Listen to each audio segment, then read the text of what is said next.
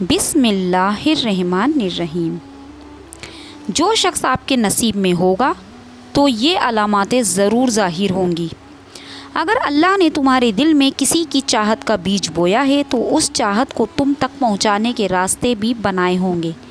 دل کے راستے تک پہنچ ہی گیا ہے وہ شخص جسے تم محبت کرتے ہو، تو اس راستے کے ذریعے نصیب تک بھی پہنچ جائے گا انشاءاللہ۔ اور جب کسی کو کھو دینے کے ڈر سے جب گرے آپ کے آنسو سجدے میں، تو یہ جان لو کہ اللہ تو سب دیکھ رہا ہے اور اللہ کب تک آپ کو تڑپاتا رہے گا، ایسے چھوڑ سکتا ہے؟ تمہیں ایسا لگتا رہا ہے نا کہ تم ساری زندگی یوں ہی تڑپتے رہو گے، لیکن تم یہ جان لو جس مقام پر تم ہو اس مقام پر سبھی کو ایسا ہی لگتا ہے، اور تمہارا خوف ہی تمہیں انسان بناتا ہے۔ لیکن اس خوف کے باوجود بھی اللہ پر یقین رکھنا تمہیں مومن بناتا ہے، اور جانتے ہو معززے مومنوں کے لیے ہوتے ہیں، تو تمہیں یقین رکھنا ہے اپنے رب پر، کیونکہ تم سے پہلے جتنے بھی لوگوں نے یقین رکھا تھا اللہ نے انہیں ان کی محبت سے ملا دیا۔ محبت سوچ سمجھ کے نہیں ہوتی، محبت تو بس ہو جاتی ہے۔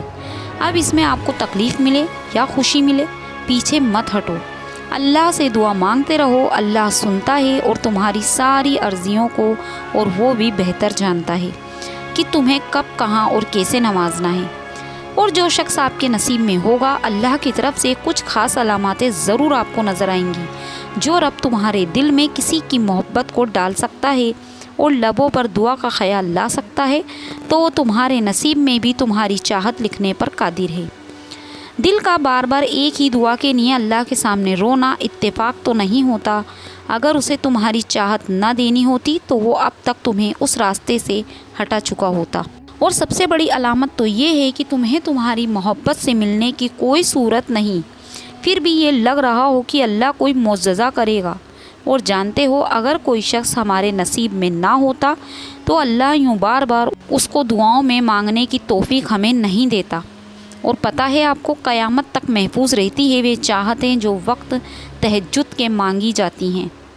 دعا کی توفیق کسے دینا ہے اس کا فیصلہ اللہ ہی کرتا ہے، لیکن دعا میں کیا مانگنا ہے اس کا فیصلہ اس نے تمہیں دیا ہے، کیونکہ اینڈ میں ملتا وہی ہے جو تم نے مانگا ہوتا ہے۔ آخر میں تمہاری دعائیں ہی تمہارا مقدر بناتی ہیں۔ جو ذات رات کو درختوں پر بیٹھے پرندوں کو گرنے نہیں دیتی، وہ ذات بھلا تمہیں کیسے بیار اور مددگار تڑپاتا ہوا چھوڑ سکتا ہے۔ آج تم تڑپ رہے ہو تو یقین مانو اللہ ہی ہے جو تمہارے دل کی بے سکونی کو سکون میں بدل سکتا ہے۔ ایک دعا سے آزمائشوں موضوع میں بدل جاتی ہیں، تو پھر تم مانگنا چھوڑ نہ دینا، کسی کو بھی تمہیں برے وسوسوں میں الجھانا نہ دینا۔ تم یہ سوچ رہے ہو کہ وہ شخص تمہارے نصیب میں ہے یا نہیں، لیکن تم یقین رکھنا، مانگتے رہنا، تم اپنی دعاؤں کو بے اثر نہ ہونے دینا، پھر دیکھنا اللہ کیسے کیسے معجزے کرے گا۔ اللہ نے تمہارے دل میں کسی کی محبت ڈالی ہے اور اس محبت کو پانے کے لیے دعا مانگنے کی توفیق دی ہے۔ اللہ تمہیں تمہاری محبت سے ضرور نوازے گا۔ کیا تم نے نہیں سوچا وہ الودود ہے؟ تمہارے دل کی طلب وہ رب بہت اچھے سے جانتا ہے۔ جب تم تنہا ہو تو صرف اللہ ہی کی محبت تمہارے دل کا سہارا ہوتی ہے، اور وہی محبت تمہاری امید ہوتی ہے۔ سچی محبت اللہ کا ایک خوبصورت تحفہ ہے، یہ ہر کسی کو نصیب نہیں ہوتا۔ اگر تم کسی کو دعاؤں میں مانگ رہے ہو تو یہ تمہاری سچی محبت ہے۔ تم خوش قسمت ہو، تمہیں سچی محبت ملی اور اس کو مانگنے کی دعا کرنے کی توفیق بھی اللہ نے ہی دی۔ تو یقین رکھو اس محبت کو نصیب میں بھی اللہ بہت جلد لکھ دے گا، بلکہ وہ محبت آپ کے نصیب میں ہے تبھی تو آپ اس کو مانگ رہے ہو، ورنہ کب کا آپ دعا مانگنا چھوڑ دیتے۔ کچھ چیزیں نصیب میں ہوتی ہیں جو بنا مانگے ہی مل جاتی ہیں، اور کچھ کو اللہ دعاؤں کا حصہ بنا کر نصیب سے جوڑ دیتا ہے۔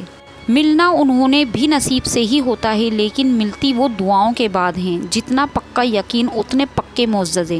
جو دل میں کسی کے خیال ڈالتا ہے، دعاؤں میں کسی کو مانگنے کی توفیق دیتا ہے، تمہیں یقین کی انتہا تک لا کر قبولیت کو ٹھان لیتا ہے۔ کسی کو پسند کرنا پھر اس کو اللہ سے مانگنا تمہارے مخلص ہونے کی دلیل ہے، اور اللہ کی طرف سے یہ ایک نشانی ہے کہ وہ شخص تمہارے نصیب میں ہے، تبھی تو تم اس کو دعاؤں میں مانگ رہے ہو۔ اللہ چاہ رہا ہے تبھی تو تم اسے مانگ رہے ہو۔ آپ اللہ کی ذات سے امید رکھیں اور اپنی ہر دعا کو مانگیں ضرور، اور آپ کے دل میں جس کی چاہت ہے اسے ضرور مانگیں، انشاءاللہ تعالی اللہ آپ کی ساری دعاؤں کو قبول کرے گا۔ آمین یا رب العالمین۔